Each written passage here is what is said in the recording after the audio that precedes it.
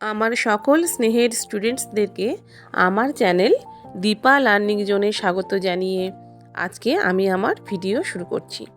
তোমরা যারা 2026-এ মাধ্যমিক দেবে তাদের জন্য আজকে আমি দশম শ্রেণীর ইতিহাসের পঞ্চম অধ্যায় থেকে খুব ইম্পর্টেন্ট কতগুলো প্রশ্ন উত্তর তোমাদেরকে দেব।